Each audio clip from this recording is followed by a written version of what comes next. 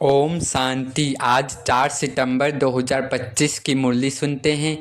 बाबा ने कहा, मीठे बच्चे, संगम पर तुम्हें प्यार का सागर बाप का ही वर्षा देते हैं, इसलिए तुम्हें सबको प्यार दो, गुस्सा मत करो। बाबा कह रहे हैं आज सबको प्यार दो, गुस्सा मत करो।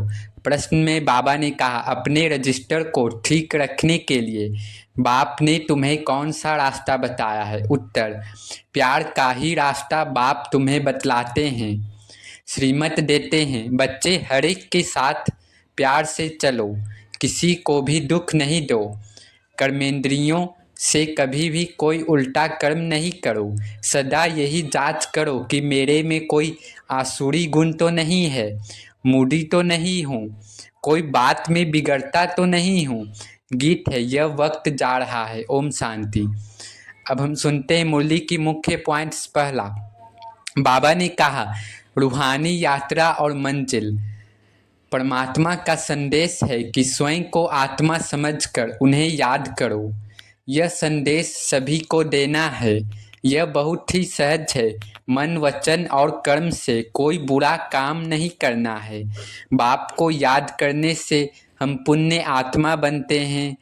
बाप की अविनाशी याद हमें 21 जन्मों के लिए सुखी बनाती है। दूसरा, कर्म, अकर्म और विकर्म का रहस्य।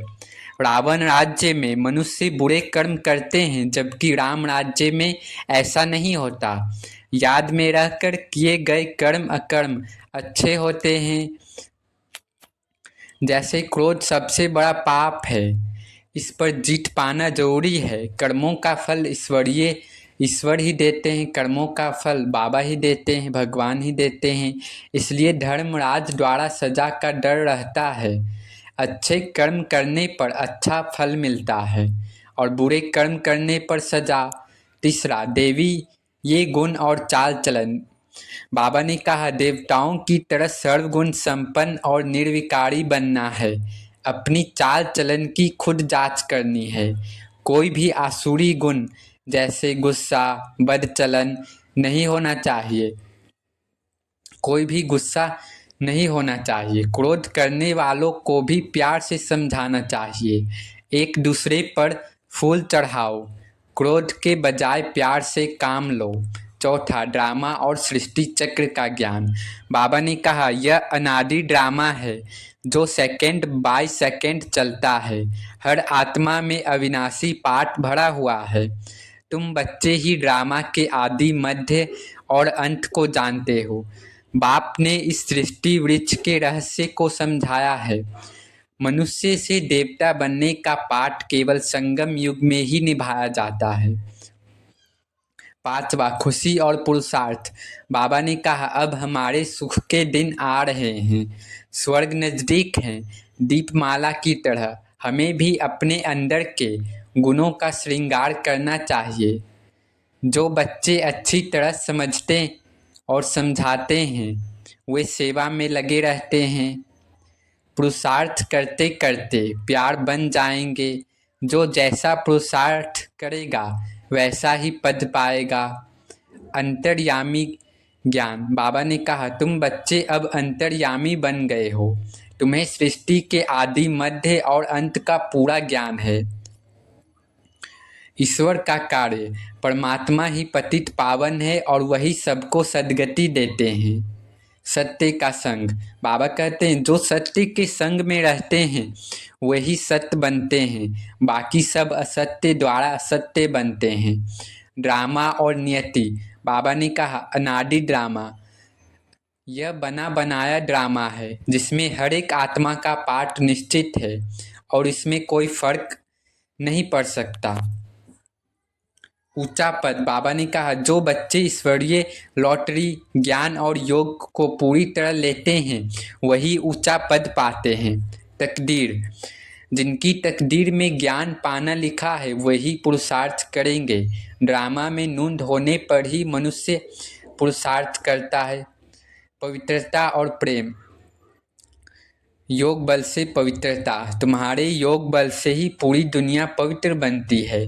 प्यार की ताकत। बाबा ने कहा, प्यार से समझाने में बहुत ताकत होती है क्योंकि इसमें योग बल समाया हुआ है। अकाले मृत्यु नहीं, सतयुग में काले मृत्यु नहीं होती और आयु भी लंबी होती है क्योंकि वहाँ पवित्रता होती है। पुरुषार्थ का महत्व। कमजोरियाँ। जो बच्चे क्रोधी या बदचलन होते हैं वे अपनी बदनामी करते हैं और उन्हें सेवा से निकाल दिया जाता है। अतीन्द्रिय सुख। संगम युग में ही अतीन्द्रिय सुख का अनुभव होता है क्योंकि बाप 21 जन्मों के लिए हमें सदा सुखी बनाते हैं। खुशी का अनुभव। बाबा कहते हैं जब स्वर्ग नज़दीक आता है तो बच्चों को बहुत खुशी होती है और वे अपने देवी श्रृंगार पर ध्यान देते हैं। अच्छा, मीठे मीठे सिक्खी लदे बच्चों प्रति माता पिता बाप दादा का याद प्यार और गुड मॉर्निंग। रूहानी बाप की रूहानी बच्चों को नमस्ते। धारणा के लिए मुख्य सार है। बाबा ने कहा अपनी चाल चलन देवताओं जैसी बनानी है। कोई भी इविल बोल मुख से नहीं बोलने हैं, कोई भी खराब बातें मुख से नहीं बोलने हैं। ये आंखें कभी क्रिमिनल न हो। दूसरा, क्रोध का भूत बहुत नुकसान करता है। ताली 2 हाथ से बजती है, इसलिए कोई क्रोध करे तो किनारा कर लेना है, उन्हें प्यार से समझाना है। बाबा कह रहे हैं कि अगर कोई क्रोध कर ले तो किनारा कर लो तुम और उन्हें प्यार से समझाओ। वरदान है त्याग तपस्या और सेवा भाव की विधि द्वारा सदा सफलता स्वरूप भव। त्याग तपस्या और सेवा भाव की विधि द्वारा सदा सफलता स्वरूप भव।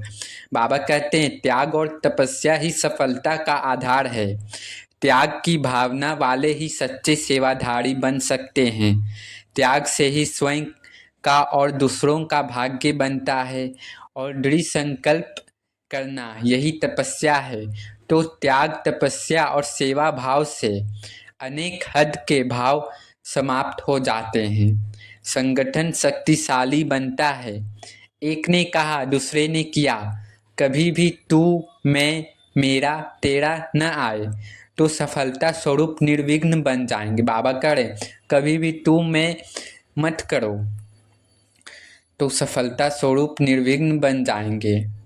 स्लोगन है संकल्प द्वारा भी किसी को दुख न देना यही संपूर्ण अहिंसा है। संकल्प द्वारा भी किसी को दुख न देना यही संपूर्ण अहिंसा है। अव्यक्त इशारे हैं अब लगन की अग्नि को प्रज्वलित कर योग को ज्वाला रूप बनाओ। बाबा ने कहा योग को ज्वाला रूप बनाने के लिए 1 सेकेंड में बिंदी स्वरूप बन मन बुद्धि को एकाग्र करने का अभ्यास बार बार करो। स्टॉप कहा और सेकेंड में व्यर्थ देह भान से मन बुद्धि एकाग्र हो जाए। ऐसी कंट्रोलिंग पावर सारे दिन में यूज करो। पावरफुल ब्रेक द्वारा मन बुद्धि को कंट्रोल करो। जहाँ मन बुद्धि को लगाना चाहो वहाँ सेकेंड में लग जाए। तो बाबा ने कहा पावरफुल ब्रेक द्वारा मन बुद्धि को कंट्रोल करो, जहाँ चाहे वहाँ लगाओ, कंट्रोल करो। अच्छा, ओम शांति ओम शांति ओम शांति।